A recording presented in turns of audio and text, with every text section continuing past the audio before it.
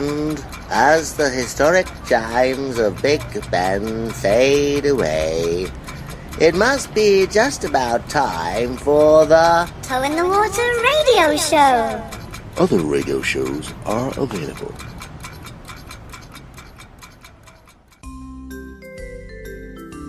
It's 5 minutes to 5 here on Radio 4 Extra Extra, and it's time for Dodgy Rhymes with Podgy.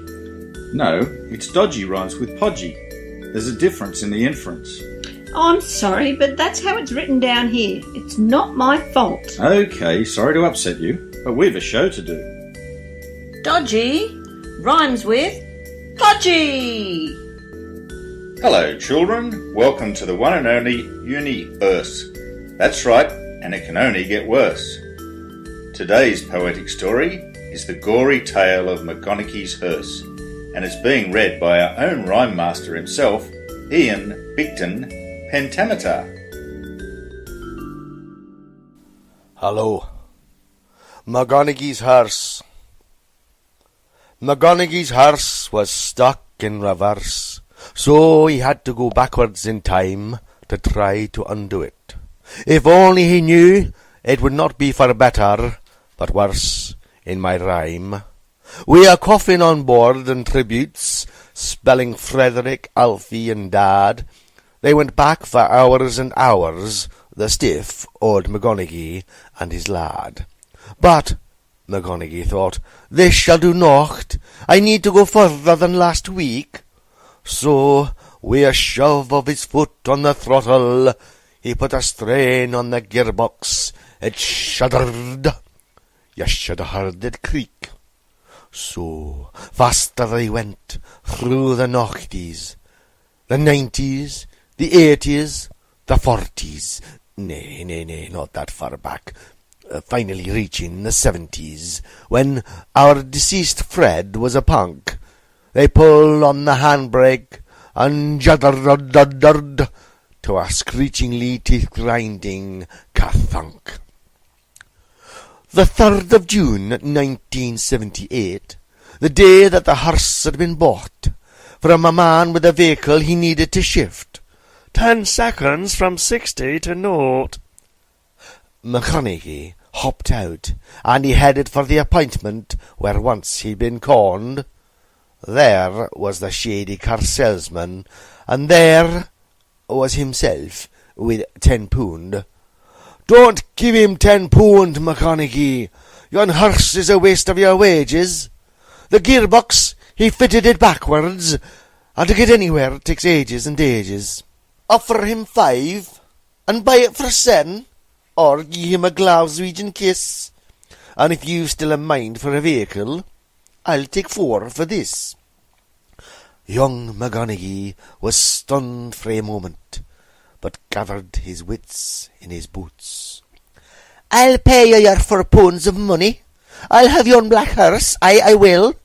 But does it include all the contents? The coffin, the lad and the bale? Aye, it does, said McGonaghy to McGonaghy. For £4 you've a bargain, you have. It's only had one care for honour. The others, well, they weren't too bad.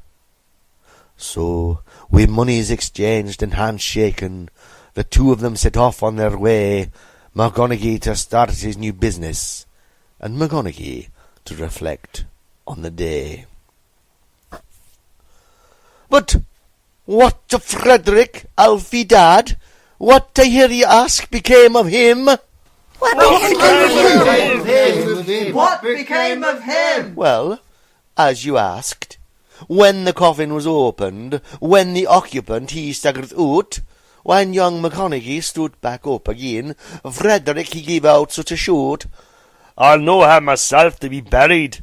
I'll no have my funeral yet. I'll be the wanting of a deep-fried curry pie, and a few pints of heavy to help me forget. And, as you can imagine, this whole incident caused such a confusion to the time-space continuum that the 35-year cyclum is doomed, I say, to repeat evermore, with countless McGonaghys and Fredericks and second-hand funeral hearses driven back to the future once more.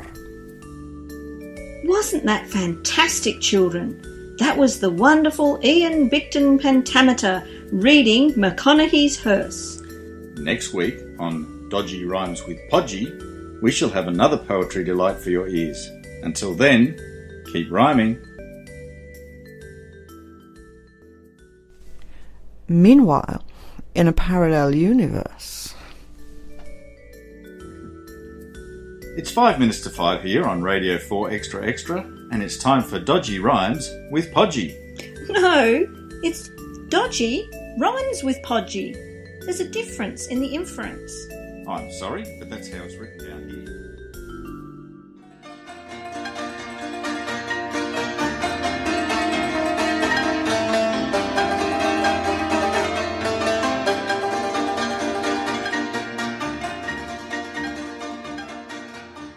And now we have a little musical interlude brought to us by the world-famous Lisa West, with a lovely rendition of Whiskey Poet by Corinne Thorne. I told you should have let me do the link. What? It's Lisa Thorne and Corinne West. In a duet? If you like.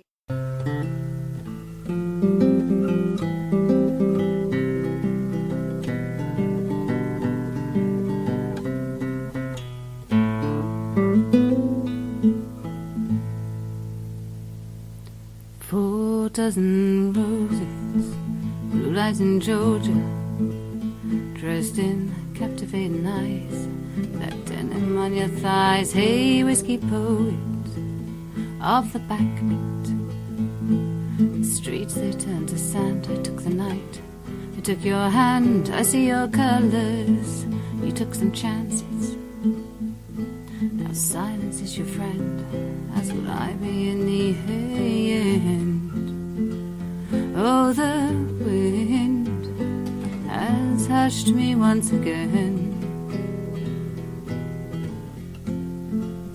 gave a dream of you.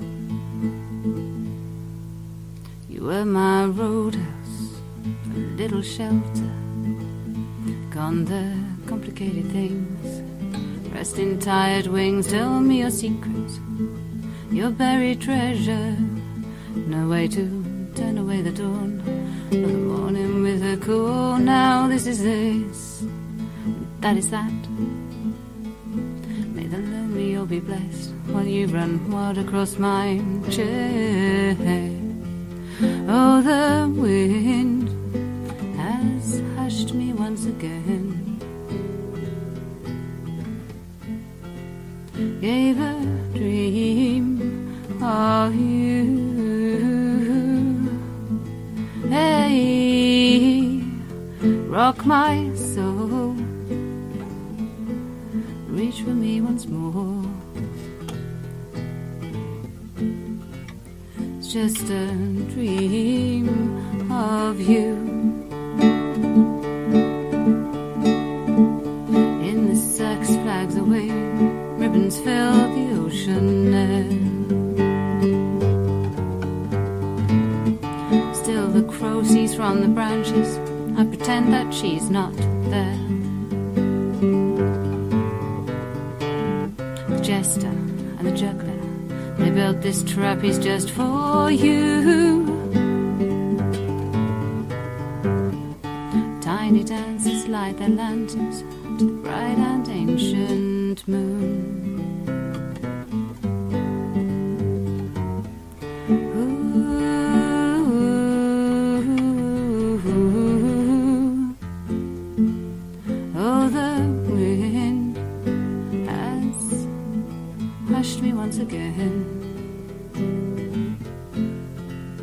Gave a dream of you.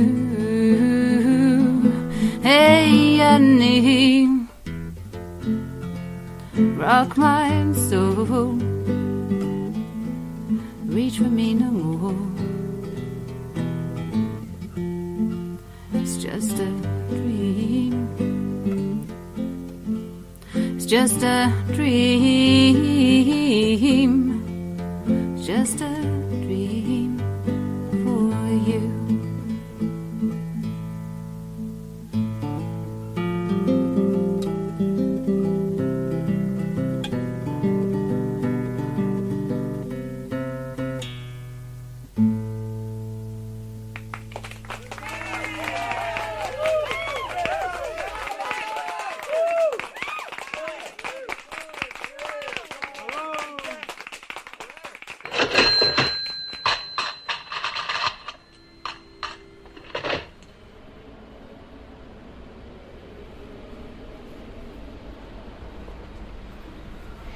I remember when suitcases used to be carried. They had books, clothes, things for the holidays. Even small children carried their cases in sweet imitation of their flustered parents.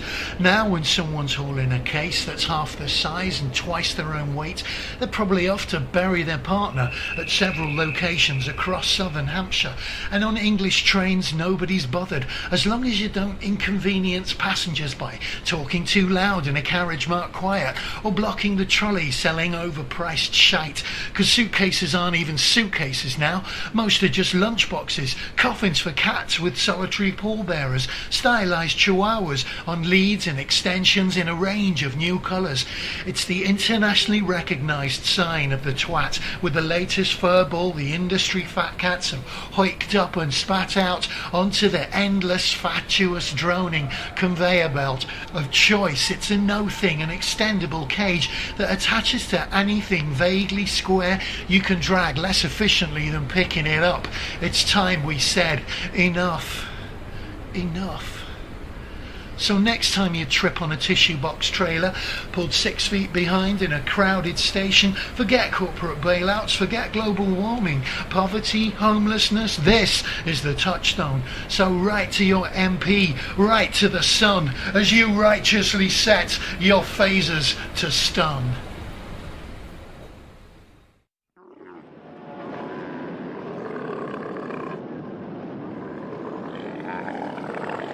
Meanwhile, is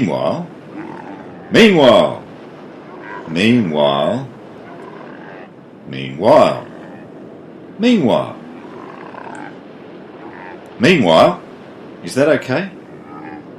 Who am I asking? However, the Toe in the Water radio show proudly presents 3 Men in the Sahara in an adventure. Allegedly. At the end of last month's episode, we left the 4 men divided into two Men in the Sahara groups. F. Lawrence and Smiffy have combed the Sahara diligently, whilst Biffy and Quiffy have just finished their 3rd game of I Spy, 2 of which were sand. The story continues.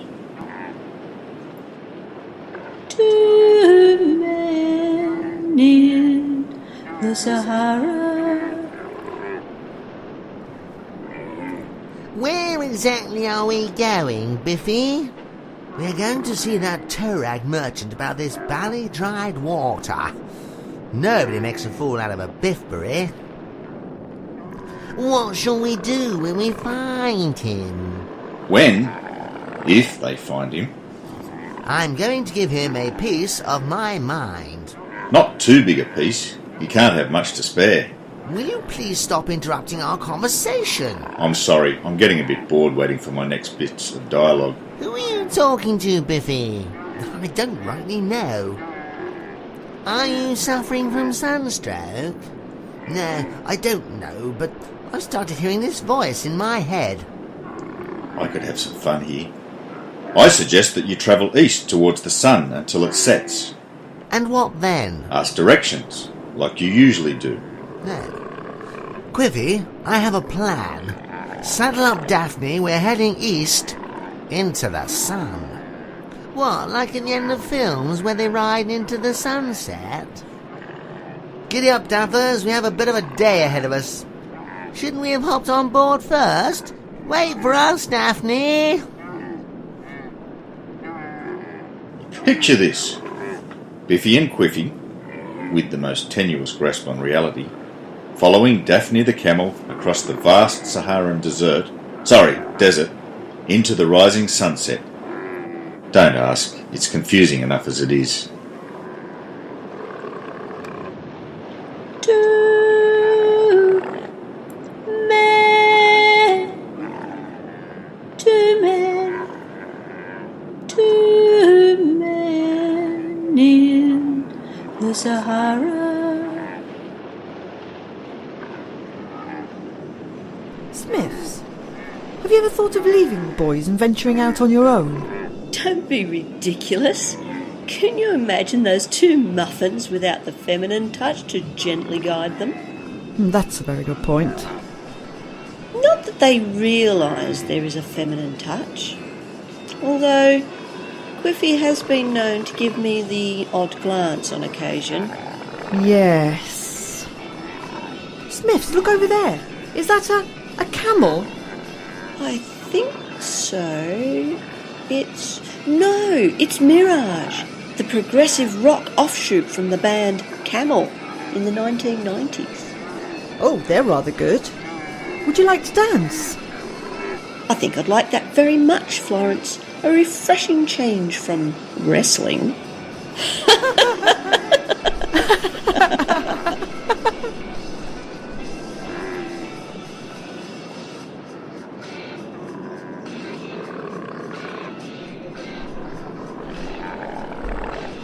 Two men in the Sahara. Two men in the Sahara.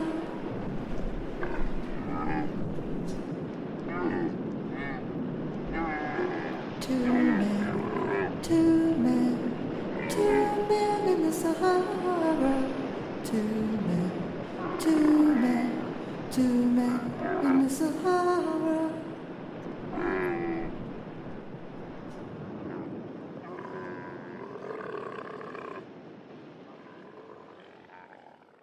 And now, music! By? Andrew, son of Pog. You can't say that. Why not? You are Graeme, Ford made of sand. And I suppose that you are Jane, sack made of gold. That you keep your precious Hessian in. Precisely. Well, aren't I glad that I don't have a lisp? You have a to-do lisp. Badum.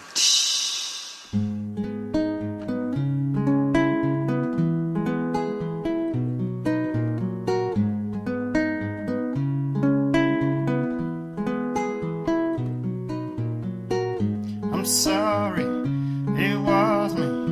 I'm guilty, I'm the one to blame. I know it, I'm bending, I'm seeing I can play your game. Don't call me, don't knock me, won't see me, won't be there today. Don't call me, don't knock me, I'm leaving, yes, I'm walking away, walking away.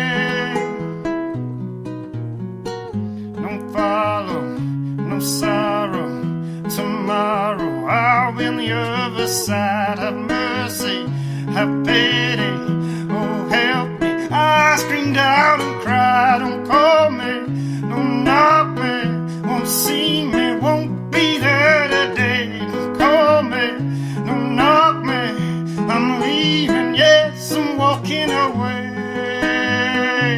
walking away.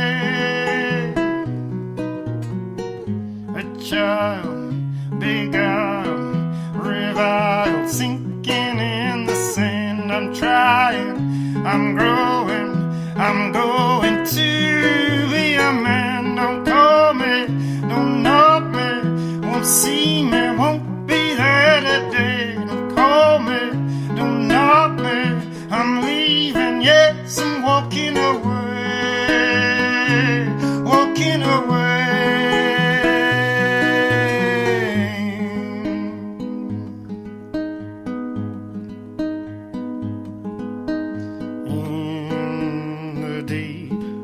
They fortified my soul. When I sleep, my dreams, they take control.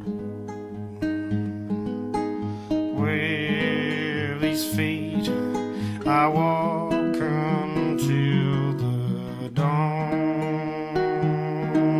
I walk until I'm gone. Don't call me, don't knock me, won't see me, won't be there today. Don't call me, don't knock me, I'm leaving, yes, I'm walking away, walking away.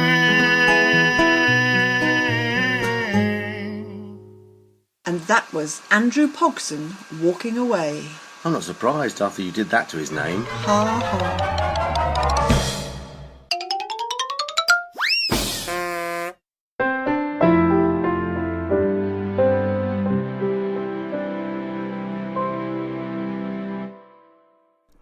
And now, a new series looking at poetry gathered from around the world, with our host, Professor Wilberforce Crumbly Posset. We give you... Poésie des affaires étrangères pour les débutantes. Poetry for foreign beginners. Episode 1, The Romance of German Poetry, which is read for us today by the delightful Letitia, bless you. Frauen sind das du bestimmt, geliebt, nicht verstanden zu werden. Fragt ein Krötenmannchen, was Schönheit ist, und es wird antworten, das Krötenweibchen. Was ist ein Kuss? Ein in den Mund gesprochenes Geheimnis. Ein verbotener Kuss brennt heißer als das Feuer. Zweifel an der Sterne sind Feuer, nur an meiner Liebe nicht. Innig geliebt zu werden gibt uns Kraft, innig zu lieben gibt uns Mut. We surrender. Sorry. Thank you, Letitia. That was truly daunting. Next week, in episode 2, we shall be looking at La Belle Époque de la Poésie Française, which we have cleverly entitled French with Benefits.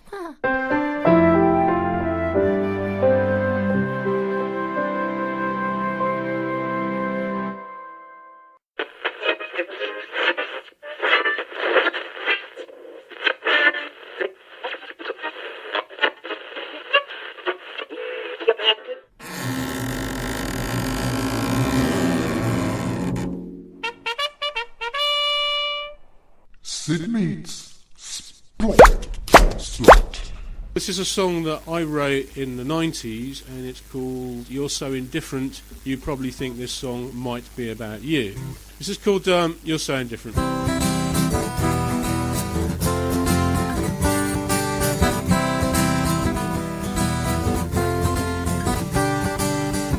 You're so indifferent, you probably think this song might be about you, but it isn't. And let me say right now that you excite me so much more than any advert or multicoloured Tipex that I might have read whilst waiting for a train. You're so inspiring, just like a piece of rusty and decayed copper wiring protruding from a kettle in the window of a junk shop on the high street by the bus stop that I noticed just this morning as I wandered down the road. You're so indifferent. You're so indifferent.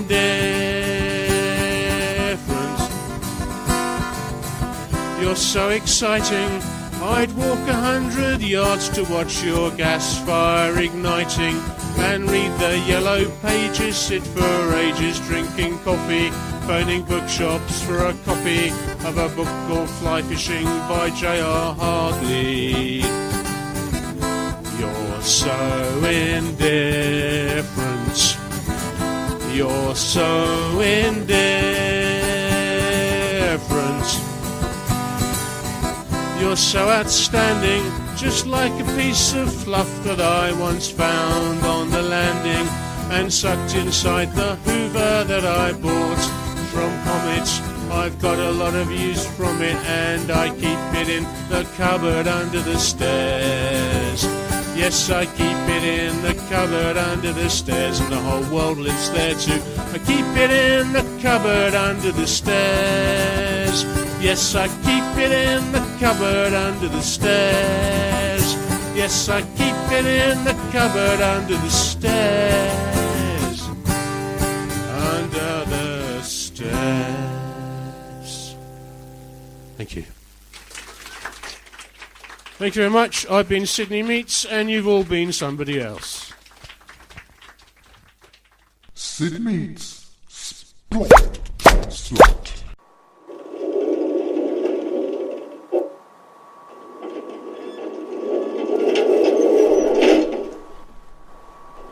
My mobile is giving me the creeps. I don't think the Halloween ringtone is helping. And the "A Message from the Dark Side" message tone seemed like a joke when I downloaded it. But now... Message from the There it goes again. What this time? I'm watching you, Susie. Yeah, right. I don't think so. I look round carefully anyway. That's 6 in just 3 days. Not many, I agree, but this is the 3rd today, and now my name is in it. The messages are coming from a mobile number that was dead when I called it. No surprises there. Yet the hairs on my neck stood on end while I waited to see if it would connect, and haven't stood easy since. Context doesn't help either. My job as an assistant in the hospital morgue means that all is generally silent, but being surrounded by the dearly departed is becoming an issue. Message from the dark side there is. I jump as another message arrives. I'm behind you. I hesitate for about 100 years. Well, a few seconds, before I turn slowly around. My heart nearly stops as I catch sight of my blurred reflection in a stainless steel door. I tense, my present, future and forever tenses all rolled up into one. Message from The message tone is interrupted as I stab wildly at the keys. Nervy, aren't you? I quickly text back a reply. Show yourself. Message from the dark side there is. A reply before my demand is sent. I'm here, Susie. I'm here with you. Right now and always. Steve? Bingo. But you're dead. Meanwhile, in a parallel universe. Congratulations. You have completed level 1 in life and have been deemed suitable for progression to level 2. Please press the red button to accept the data download that is required for this new level. Sorry, is this a joke? We do not joke. Please press the red button. And what if I don't? You shall be deemed inappropriate and regraded to drone status. Well, that sounds ominous. Do I really have no alternatives? You can press the red button or you can choose not to. The system decides everything else. And this level 2, is it anything to write home about? Your language is in code. Your allowed decision-making time is due to run out in 30 seconds. You are to be regraded. Red button pushed. Sucker.